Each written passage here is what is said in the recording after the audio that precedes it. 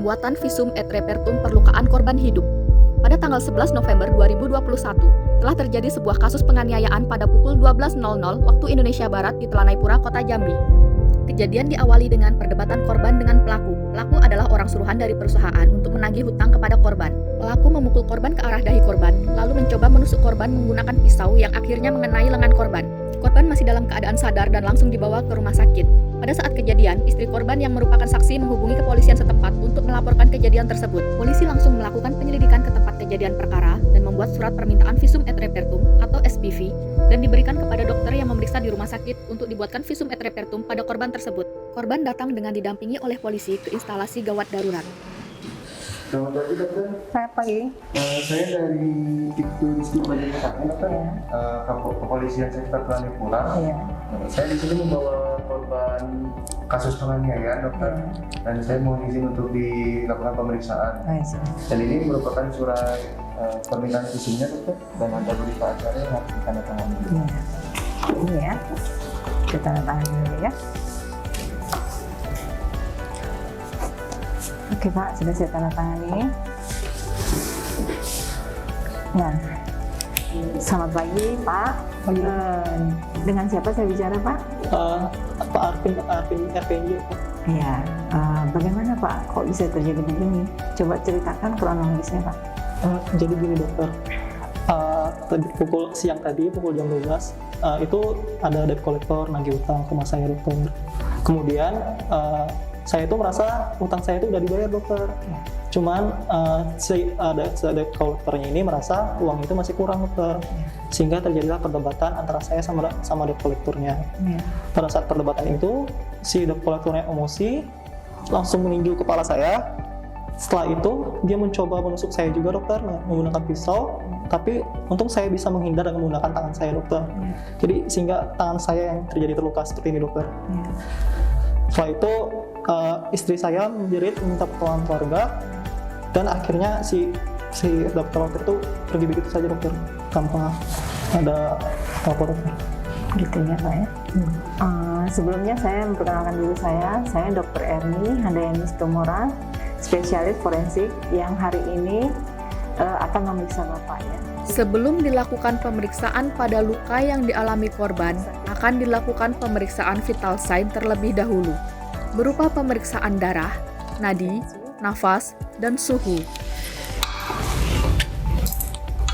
Pak, kita darah dulu ya Pak. Baik.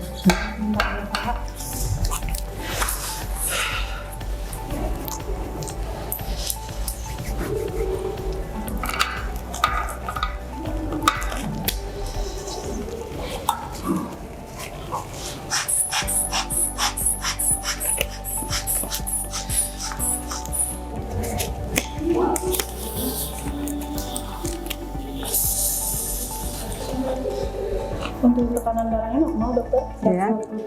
Pertama, dokter akan melihat perlukaan dimulai dari bagian atas tubuh korban, mulai dari kepala, wajah, badan, ekstremitas atas dan bawah secara berurutan.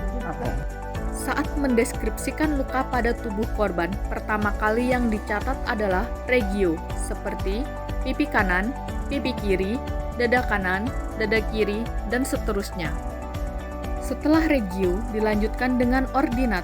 Ordinat ada X dan Y. X adalah garis khayal yang melewati sumbu tengah tubuh. Pada tubuh bagian depan disebut garis pertengahan depan atau GDP. Sedangkan pada tubuh bagian belakang disebut garis pertengahan belakang atau GPB. Y adalah garis khayal yang melewati titik anatomis dari tubuh seperti ujung alis kanan luar, sudut bibir sebelah kanan, lipatan siku, lutut, dan lain-lain. Setelah itu, dokter baru menjelaskan jenis lukanya seperti luka lecet, luka memar, luka sayat, luka terbuka tepi tidak rata, atau luka terbuka tepi rata. Kemudian dilanjutkan dengan ukuran luka.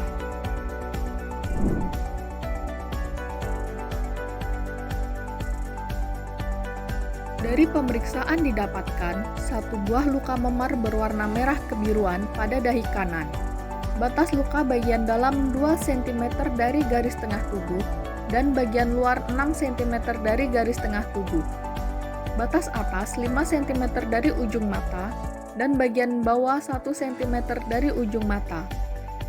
Bentuk luka tidak teratur dengan ukuran luka lebar 4 cm dan panjang 5 cm serta tepi luka tidak rata.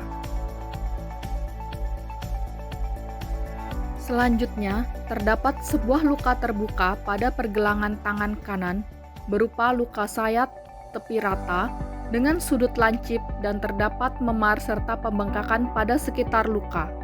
Ukuran luka panjang 6 cm, lebar 1 cm dan kedalaman 0, cm. Sudut pertama luka 1 cm dari pergelangan tangan dan sudut kedua 8 cm dari pergelangan tangan. Nanti Bapak teruskan ke UGD untuk di heading ya Pak ya? Iya, terima kasih. Iya, Pak ini sudah kita selesaikan untuk pemeriksaannya, dan nanti visum et repertumnya akan keluar dari dalam 3 kali 24 jam ya Pak ya? 3 kali 24 jam ya? 3 kali 24 jam ya. Itu aja ya Pak ya. Setelah melakukan pemeriksaan terhadap korban, maka dibuatlah visum et repertum perlukaan pada kasus tersebut. Visum et repertum dibuat apabila mendapatkan surat visum et repertum atau disingkat dengan SPV dari pihak penyidik, yaitu dengan ketentuan pejabat Polisi Republik Indonesia sekurang-kurangnya berpangkat Pembantu Letnan II atau Pembantu Sersan II, atau pejabat negeri sipil sekurangnya berpangkat pengatur muda tingkat 1 atau golongan 2B atau pengatur muda golongan 2A. Surat permintaan visum et repertum akan diterima dan ditandatangani oleh pihak penerima atau dokter dan segera diproses oleh dokter yang memeriksa atau yang bertanggung jawab terhadap pemeriksaan korban. Visum et repertum atau yang biasa disingkat dengan VER adalah keterangan tertulis yang dibuat oleh dokter atas permintaan penyidik yang berwenang mengenai hasil pemeriksaan medis terhadap manusia, baik hidup atau mati, ataupun bagian atau diduga bagian tubuh manusia, untuk kepentingan peradilan. Format visum et repertum terdiri atas 5 bagian, yaitu pembukaan atau pro justisia, pendahuluan, pemberitaan, kesimpulan, dan penutup. Pada bagian pertama, yaitu pembukaan, berupa kalimat pro justisia sebagai tanda bahwa surat ini merupakan surat keterangan ahli untuk kepentingan peradilan. Pada bagian kedua, yaitu pendahuluan. Dalam pendahuluan harus terdapat beberapa poin penting, yaitu nama dan keterangan dokter pemeriksa, keterangan dari surat permintaan visum et repertum dari penyidik terkait, berasal dari resor mana, nomor dari surat SPV, tertanggal berapa SPV tersebut dibuat, tanggal dan waktu pemeriksaan korban oleh dokter, nomor registrasi rekam medis, dan identitas korban sesuai dengan SPV yang diterima. Pada bagian ketiga, yaitu pemberitaan, berisi mulai dari anamnesa, pemeriksaan fisik, pemeriksaan luka-luka, pemeriksaan penunjang, dan tindakan medis yang dilakukan terhadap pasien. Pada bagian keempat, yaitu kesimpulan, harus terdapat beberapa poin penting yang tertulis, yaitu jenis kelamin korban, usia korban menurut SPV, jenis luka, jenis kekerasan, serta derajat perlukaan.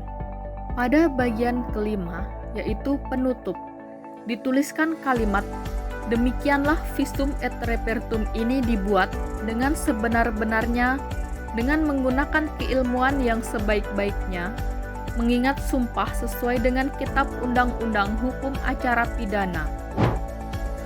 Apabila visum et repertum telah selesai dibuat, distempel resmi instansi dan dicatat dalam buku catatan keluar VER, maka VER dapat diberikan kepada pihak penyidik yang meminta VER tersebut, dengan sebelumnya mengisi berita acara penyerahan VER kepada pihak penyidik dari bagian rumah sakit atau instansi.